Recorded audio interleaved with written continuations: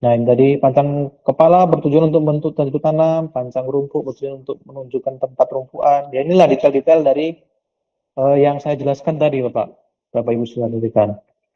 Bahwa rumput itu ada bawangan nado, barang mati, subsidiar, dan bahkan sekarang semua rata. Sebelum itu ditanam, kita tidak tahu itu mau jadi gawangan mati atau gawangan hidup. Sebelum kita melakukan titik, sebelum kita melihat sebenarnya bagaimana polanya, itu memang sedikit perlu waktu ya, karena nanti pasti akan nggak kelihatan nampak itu sebelum ada tanamannya seperti itu. Harga rumpuan sesuai dengan jarak tanam, ya ini mineral 148, gambut itu 160, bahkan itu memang yang menggunakan jenis-jenis bibit yang mode terbaru ya, ataupun biasa orang menyebutnya apa? Pelepah pendek ya kalau di masyarakat itu seperti itu, Bapak Ibu. Next.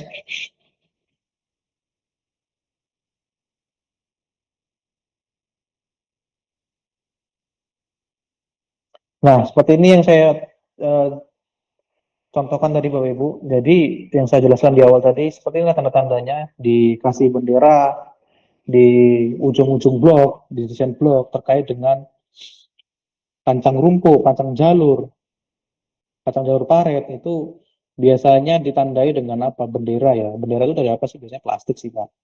Jadi tiang itu pancang itu dipancang dengan bendera hitam itu biasanya gawangan mati. Jadi biasanya normalnya eh, apa namanya cipingan itu akan taruh di situ, kemudian pantang jalur hidup tuh kalau bisa memang bersih Pak dari cipingan, supaya apa, supaya pada saat penanaman kita cukup mudah, jadi tidak terhalang oleh apa nama tidak terhalang oleh cipingan atau dan lain-lainnya seperti itu. Kemudian ada pancung jalur parit itu biasanya bendera warna merah, jadi sudah ada standar-standarnya Pak yang sudah memang wajib kita lakukan pada saat awal untuk melakukan kegiatan replanting.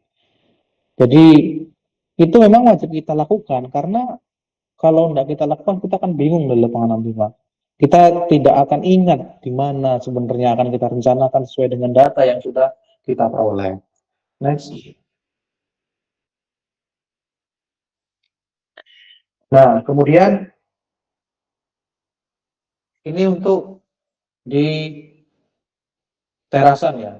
Nah, di terasan ini cukup unik lagi, Pak. Pembuat teras itu memang banyak faktor yang wajib dilakukan, terutama di teras. Di teras itu pertama adalah desain jalan terlebih dahulu kita perlukan buat jalan, dan syarat desain jalan itu kan tidak lebih dari 7 derajat ya kemiringannya. Biasanya jadi eh,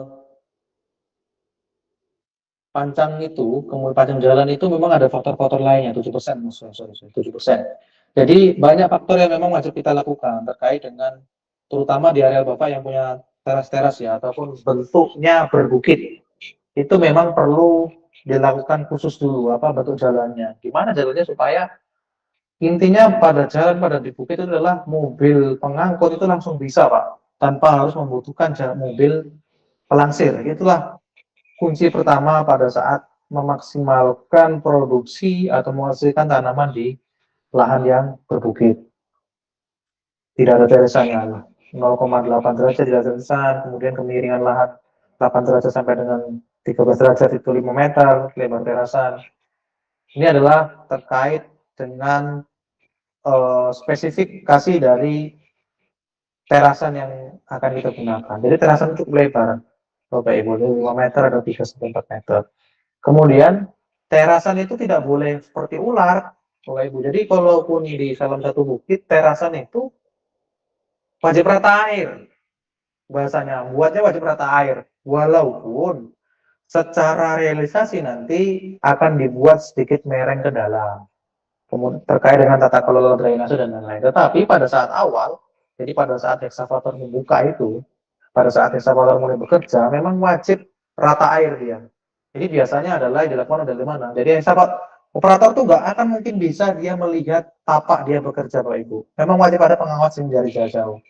Nah, dengan selain itu caranya apa ya? Itu tadi wajib kita menggunakan pancang, pancang kepala, pancang dan lain-lain. Dari pancang itu akan dipancang mengikuti bentuk teras yang akan kita buat.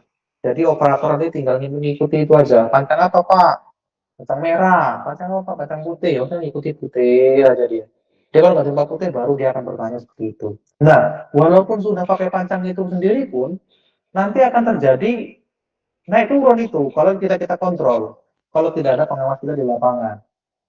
Seperti itu terjadi ke situ. Jadi makanya kita wajib terus melakukan pengawasan terkait dengan pembuatan teras. Karena memang nanti bisa terjadi bias di lapangan, Pak.